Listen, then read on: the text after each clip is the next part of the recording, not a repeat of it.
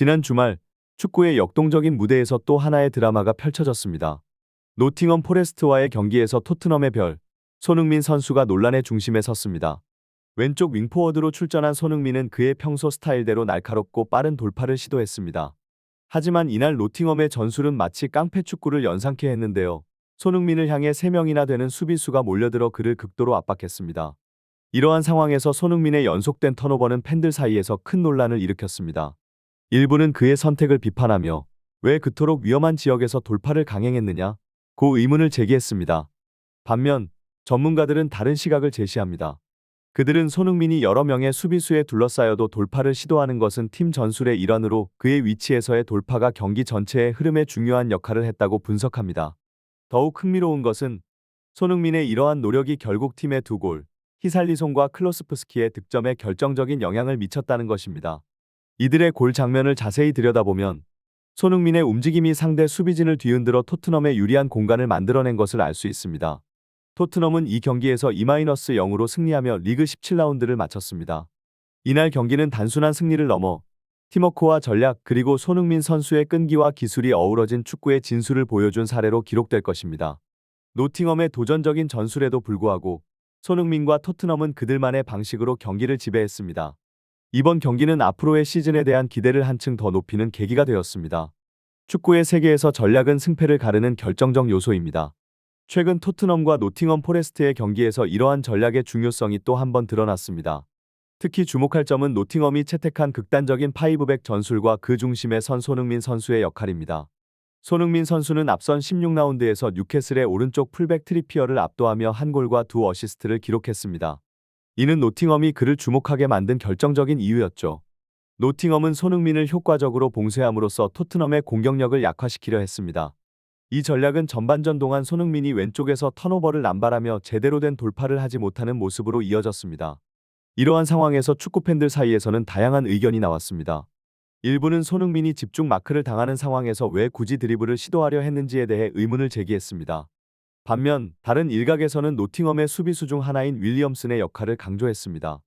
윌리엄슨은 리그에서도 상위권의 수비력을 자랑하는 선수로 그가 손흥민을 맡음으로써 턴오버가 빈번히 발생했다는 분석입니다.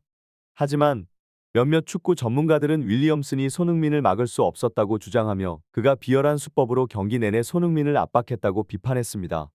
이러한 전략은 심판의 감시를 피해가며 경기를 이끌어간 것으로 보입니다. 이번 경기는 단순한 축구 경기를 넘어 전략과 기술, 그리고 선수들의 정신력이 어떻게 승부에 영향을 미치는지를 보여주는 사례가 되었습니다.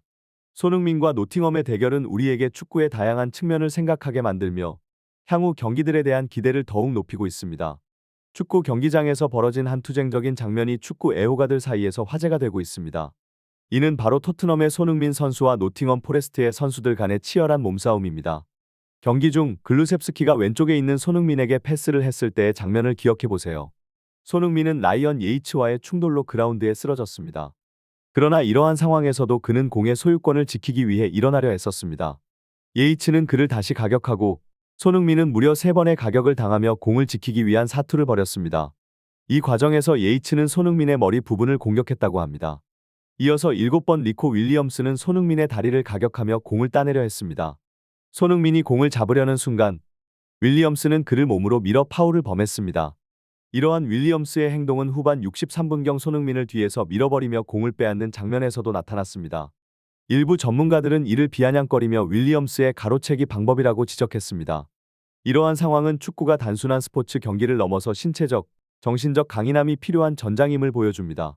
손흥민 선수의 불굴의 정신력과 상대 선수들의 치열한 대응은 경기의 긴장감을 한층 더 높였고 팬들에게 잊지 못할 순간을 선사했습니다. 이러한 장면은 축구 경기의 다채로운 면모를 보여주며 앞으로의 경기에 대한 기대감을 증폭시킵니다. 최근 토트넘과 노팅엄 포레스트의 경기에서 벌어진 한 장면이 축구계의 화제가 되고 있습니다. 특히 손흥민 선수가 니코 윌리엄스에 의해 뒤에서 밀려 넘어진 상황에서 심판의 반응이 많은 논란을 일으켰습니다. 이 장면에 대해 많은 축구 팬들은 심판이 파울을 선언하지 않은 것에 대해 의아함을 표하며 노팅엄의 현재 리그 순위와 골 기록을 들어 팀의 방어력에 대해 비판적인 시선을 보냈습니다. 리코 윌리엄스에 의한 손흥민의 넘어짐이 단순히 1대1에서의 패배로 볼 수 없다는 것이 이들의 주장입니다. 전문가들은 손흥민 선수를 왼쪽 윙어로 배치한 포스테코글루 감독의 전략에 대해 의문을 제기했습니다. 이들은 손흥민이 원톱으로 위치했을 때 상대 수비를 잡아두고 있어 사실상 양쪽 윙어의 찬스가 나는 것이라고 분석했습니다. 즉, 손흥민의 이동이 공격진 전체의 역할 분담에 영향을 미친다는 것입니다. 이러한 전략적인 접근은 전반 6분경 데이비스가 손흥민에게 패스를 준 장면에서 더욱 명확해집니다. 화면을 정지해보면 최전방에 공격진 4명이 일렬로 서 있는 모습이 포착됩니다. 이 상황에서 이나 클로셉스키의 움직임이 중요한 역할을 합니다. 그의 침투와 공을 받으려는 움직임은 상대 수비를 위아래로 분산시킬 수 있으며 이로 인해 히살리송에게 공간이 생기고 찬스가 발생한다는 것입니다. 이러한 분석은 손흥민과 토트넘 공격진의 역할과 전략에 대한 깊은 이해를 필요로 합니다. 축구는 단순한 스킬의 경연장이 아니라 전략과 팀워크 그리고 각 선수의 역할 분담이 중요한 스포츠입니다. 손흥민 선수의 위치 변화가 팀 전체의 공격 전략에 어떻게 영향을 미치는지 이번 경기는 그 좋은 예시를 보여줍니다. 축구 팬들 사이에서 논란이 되고 있는 토트넘과 노팅엄 포레스트의 경기에서 손흥민 선수의 역할과 그에 대한 전술적 배치가 중요한 화두로 떠올랐습니다. 포스테코글루 감독은 손흥민 선수를 왼쪽에서 공을 몰고 드리블을 하도록 지시했습니다. 이는 턴오버에도 불구하고 계속해서 손흥민을 왼쪽에 배치한 깊은 전략이 있었음을 보여줍니다. 손흥민을 막기 위해 노팅엄 수비수들이 최소 2명, 때로는 3명까지 좌측으로 몰리면서 중앙에 공간이 생성되었던 것입니다. 손흥민이 수비수들을 끌어당기는 역할을 하면서 이동하거나 침투하는 동료 선수들에게 중요한 공간을 제공했습니다. 그러나 손흥민의 이러한 희생이 의미를 갖기 위해서는 그가 패스를 줄 수 있는 동료들의 적절한 움직임이 필요했습니다. 이는 손흥민이 계속해서 턴오버를 하거나 백패스만을 선택하는 상황으로 이어졌습니다. 경기 전반 45분경에 클로셉스키가 올린 얼리 크로스를 히살리송이 헤더로 연결해 골망을 흔들며 토트넘을 1대0으로 앞서가게 했습니다. 이 장면을 분석한 일부 전문가들은 표면적으로는 손흥민이 직접적인 기여를 하지 않은 것처럼 보이지만 사실은 그의 존재가 중요했다고 지적합니다. 손흥민이 공을 잡을 때마다 악착같이 달려들던 노팅엄 수비수들이 히살리송이 슈팅할 때는 그와 같은 집중력을 보이지 않았다는 것입니다. 이는 손흥민을 막는 데 집중하며 체력과 정신력을 소진한 결과 다른 선수들에게 찬스가 왔을 때 적극적으로 대응하지 못했다는 분석입니다. 이러한 전술적 분석은 축구 경기의 복잡성과 각 선수의 역할이 얼마나 중요한지를 보여줍니다. 손흥민 선수의 활약과 토트넘의 전략적 승리는 축구의 전략적 깊이와 팀워크의 중요성을 강조하는 좋은 예시로 남게 되었습니다. 토트넘과 노팅엄 포레스트의 경기에서 손흥민 선수의 중요성이 다시 한번 드러났습니다. 특히 후반전에 펼쳐진 글루셉스키의 두 번째 골 장면이 이를 증명하는 대표적인 예입니다.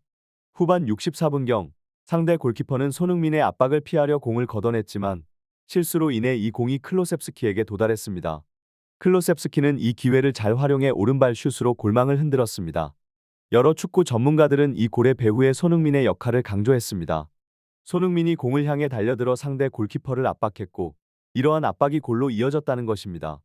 또한 손흥민이 빈 공간에 서 있어서 클로셉스키에게 수비가 달려들지 못하게 한 점도 중요했습니다.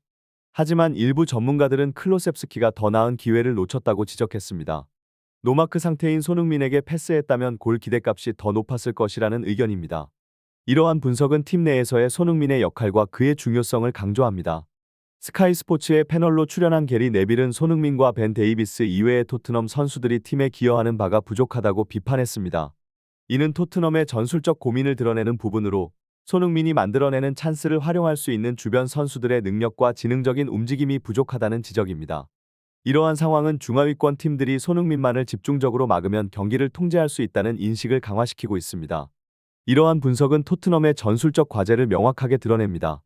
손흥민의 개인적인 기량과 노력이 중요하긴 하지만 축구는 결국 팀 스포츠이며 전체 팀의 조화와 팀워크가 필수적인 요소임을 다시 한번 상기시킵니다.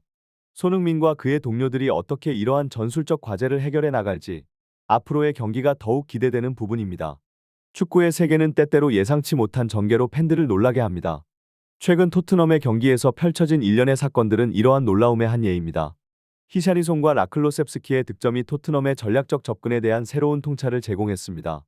이 두 선수의 활약은 중하위권 팀들과의 경기에서 토트넘 선수들의 탐욕적인 경향을 드러냈다고 많은 전문가들이 분석했습니다. 이러한 경향은 때때로 악순환을 낳고 있으며 이는 팀 전체의 전략에 영향을 미치고 있습니다. 이러한 분석은 많은 축구 팬들의 공감을 얻고 있습니다. 팬들은 토트넘 선수들이 갖는 개별적인 기량과 팀 전체의 전략적 접근 방식 사이의 균형을 잘 맞추지 못하고 있다고 느끼는 것 같습니다. 이는 팀의 전체적인 성과에 영향을 미치는 중요한 요소입니다. 팬들의 반응은 우리가 제공하는 컨텐츠에 큰 영감을 주고 있습니다. 구독, 좋아요, 알림 설정과 같은 행동은 우리가 매일 더 나은 영상과 기사를 제작하는 데 큰 도움이 됩니다. 이러한 팬들의 지지는 우리의 열정을 더욱 불타오르게 하며 우리는 이를 통해 계속해서 축구 세계의 다채로운 면모를 탐구하고 분석할 것입니다.